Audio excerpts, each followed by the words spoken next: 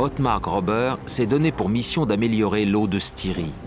Pour aménager les cours d'eau, il utilise des blocs de roche.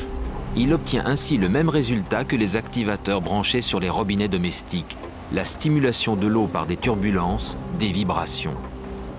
Pour Ottmar Gröber, cette opération sert à informer l'eau. Ottmar Gröber se rend dans une carrière afin de trouver pour son futur projet des blocs de pierre de 10 tonnes composés de magnésium et de quartz. Ce dernier, qui ressemble à de la glace, est la matière première de la technique d'information de l'eau. Le quartz, c'est de la silice naturelle cristallisée. Ce quartz-ci est d'une qualité exceptionnelle. Plus il est pur, plus il porte d'informations. J'ai ici également du quartz cristallin, c'est-à-dire du cristal de roche en devenir, encore plus proche de l'eau par ses caractéristiques. Le cristal de roche serait donc la roche idéale pour transmettre des informations à l'eau.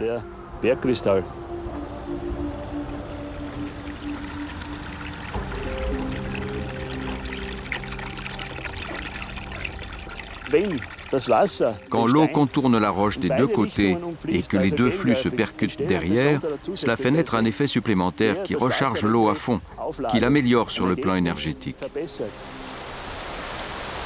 Dans ce ruisseau, Ottmar Gröber a construit il y a quelques années un escalier de pierre qu'il a baptisé « rampe pendule ». Aujourd'hui, sur les rives, la végétation est luxuriante. L'herbe des prés en aval de l'escalier est 1 mètre plus haut que celle des prés en amont. Pour Ottmar Gröber, il s'agit d'un phénomène.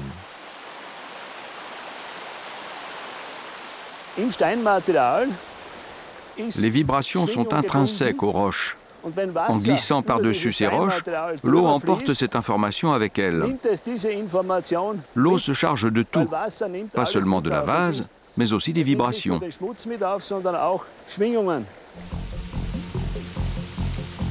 Une eau stimulée par de telles vibrations garde-t-elle la trace de ces informations? Si oui, combien de temps?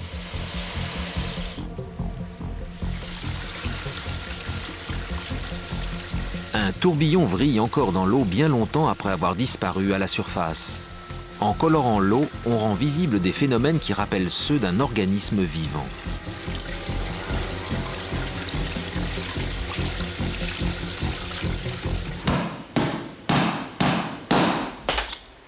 Cela fait 200 ans que les homéopathes sont convaincus que l'eau a une mémoire.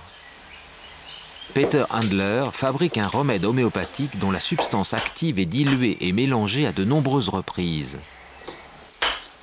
À la fin du processus, le rapport de dilution est d'1 goutte de produit actif pour le contenu de tous les océans. En d'autres termes, la substance est tellement diluée qu'elle n'existe même plus dans l'eau.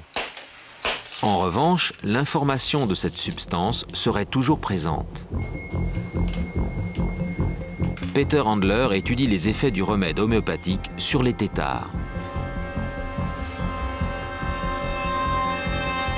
Depuis 15 ans, ses recherches démontreraient que ces solutions diluées à l'extrême, appelées remèdes homéopathiques, agissent sur les jeunes amphibiens. Les résultats ont été confirmés par 5 autres laboratoires.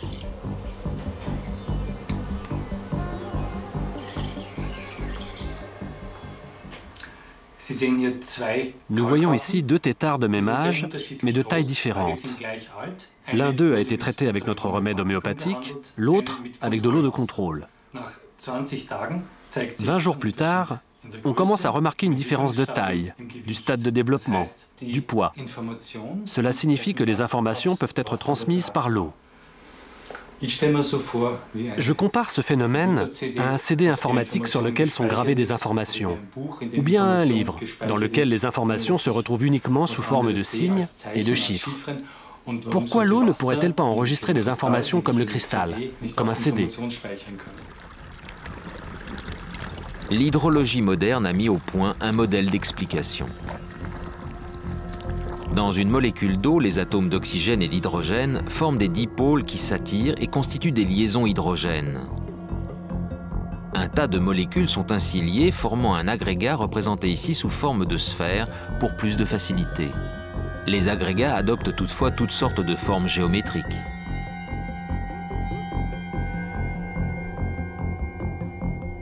éviter qu'un élément étranger pénètre dans l'eau, l'agrégat de molécules le cerne aussitôt et l'enveloppe.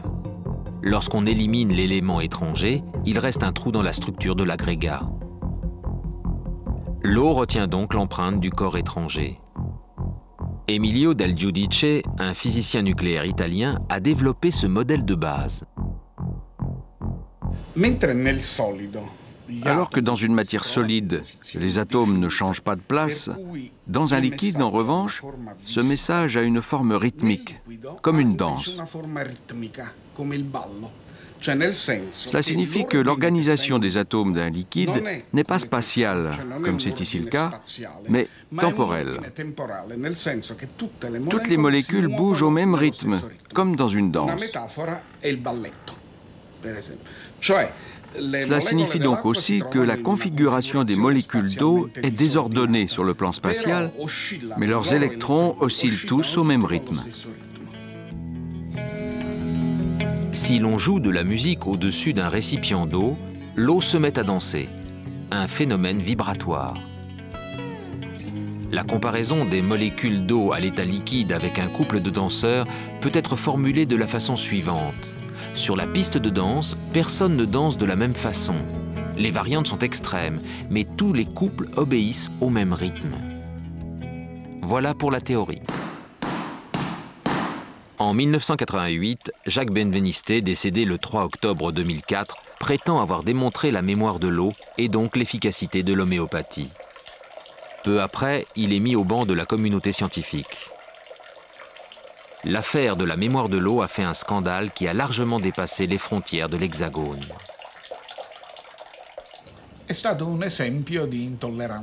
Il s'agit là d'un exemple d'intolérance scientifique.